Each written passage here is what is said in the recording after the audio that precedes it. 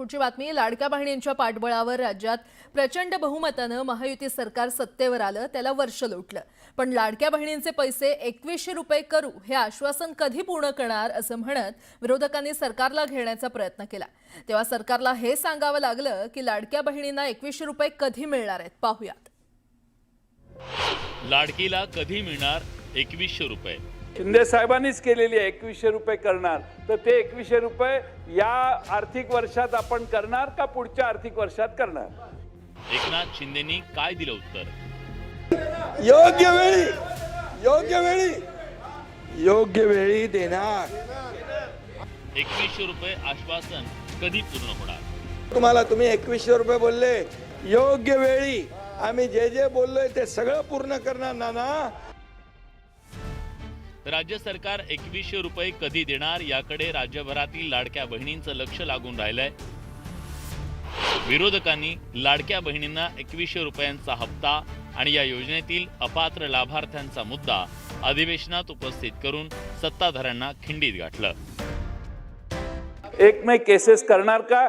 आणि 1500 रुपयाची आपण घोषणा शिंदे साहेबांनीच केलेली आहे, 2100 रुपये करणार, तर ते 2100 रुपये या आर्थिक वर्षात आपण करणार का पुढच्या आर्थिक वर्षात करणार? आम्ही 1500 रुपये लाडक्या बहिणीला आम्ही निधी उपलब्ध करून देऊ असं आपण केलं. आम्हाला आनंद झाला, काही आम्हाला अडचण नाही. मग तुम्ही 2100 जाहीर केलं त्याचाही आनंद झाला.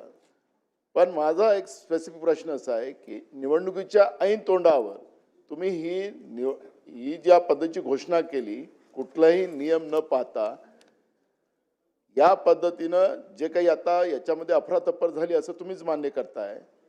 मग अफरातफर झाली, योजना तुम्ही सुरू केली, तर गुन्हे दाखल करायची जी भूमिका आहे ती त्या लोकांवर करायची की तुमच्यावर करायची, हा एक प्रश्न आहे. विधानसभा निवडणुकीत सत्ताधारी महायुतीच्या नेत्यांनी लाडक्या बहिणींना दर महिन्याला 2100 रुपये देण्याचं आश्वासन दिलं होतं. पण फडणवीस सरकारला सत्तेत येऊन वर्ष उलटलं तरी लाडक्या बहिणींना दिलेल्या आश्वासनाची पूर्तता काही सरकारनं केलेली नाही. यावरून विधानसभेत विरोधकांनी कोंडी केल्यानंतर सत्ताधाऱ्यांनी हे आश्वासन दिलं. तो लाडकी बहीण योजना कधी बंद होणार नाही. जे आम्ही बोललोय ते पूर्ण करणार आणि करणार.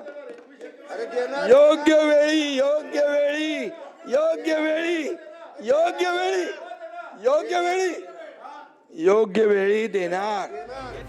खरं तर विरोधकांनी लाडकी बहीण योजनेचा अपात्र लाभार्थ्यांनी लाभ घेतल्याचा मुद्दा उपस्थित केला होता. 26 लाख अपात्र महिलांनी योजनेचा लाभ घेतल्याचं समोर आलं. 14,297 पुरुषांनी सुद्धा योजनेचा लाभ घेतला. त्यात 9,526 सरकारी महिला कर्मचाऱ्यांनीही योजनेचा लाभ उकळल्याची माहिती समोर आली. या मुद्द्यावरून विरोधकांनी सरकारवर प्रश्नांच्या फैरी टाकल्या तर सत्ताधाऱ्यांनी यावर उत्तर दिलं. माझी मागणी एवढीच आहे की लाडकी बहीण योजनेअंतर्गत 5136 कोटी 30 लाख रुपयाचा आर्थिक घोटाळा झालाय. तो घोटाळा ज्यांनी केलाय त्याच्यावरती कारवाई काय करणार आहेत? आणि बोगस या ठिकाणी नोंदणी केली त्यावेळी शासनाचे अधिकारी त्याच्यामध्ये जे होते त्यांनी याला जी मंजुरी दिली त्यांच्यावरती शासन काय कारवाई करणार आहे? आणि आर्थिक घोटाळ्याची शासन चौकशी करून ऑडिट करून या संबंधीची श्वेतपत्रिका काढून महाराष्ट्राच्या जनतेला याची माहिती देणार आहे का? राजकारणाकरता, सगळ्याकरता, मतांकरता महाराष्ट्र राज्य लुटण्याचं तुम्ही काम केलं आणि तुम्ही समाधानकारक उत्तर देत नाही म्हणून आम्ही तुमचा निषेध करतो. चला, की बहीण योजना कधीही बंद होणार नाही.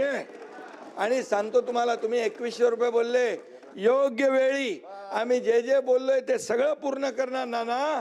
कारण लाडक्या बहिणींमुळे तुम्ही जे नाही लाडक्या तुम्ही खोडा घालायला प्रयत्न केला की नाही? लाडक्या बहिणीने चांगला जोडा दाखवला की नाही? लाडक्या बहिणीने काय चांगला जोडा दाखवला की नाही? विधानसभेत दाखवला की नाही? आणि म्हणून आता नाना एकच आहे, तुम्ही लाडक्या बहिणींच्या विरोधात कधी बोलू नका, बिलकुल. विरोधकांच्या या सवालांना राज्याच्या महिला आणि बालकल्याण मंत्री आदिती तटकरेंनी उत्तर दिलंय.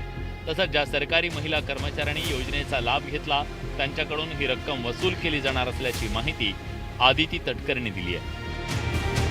ते 8,000 शासकीय कर्मचारी म्हणजे प्राथमिक आरोग्य केंद्रांमध्ये किंवा वेगवेगळ्या शासकीय ज्या काही आपल्या नोकरी असतात त्याच्यामध्ये काम करणारे आणि नियमानुसार ते तशा पद्धतीनं लाभ घेऊ शकत नाहीत.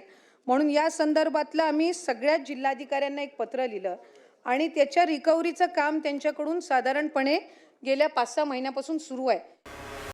लाडकी बहीण योजनेवरून सत्ताधाऱ्यांनी विरोधकांमध्ये खडाजंगी झाली असली तरी सरसकटपणे योजनेचा लाभ दिल्यामुळे सरकारला मोठा आर्थिक भुर्दंड सोसावा लागला. त्याचा राज्याच्या तिजोरीवर भार पडला.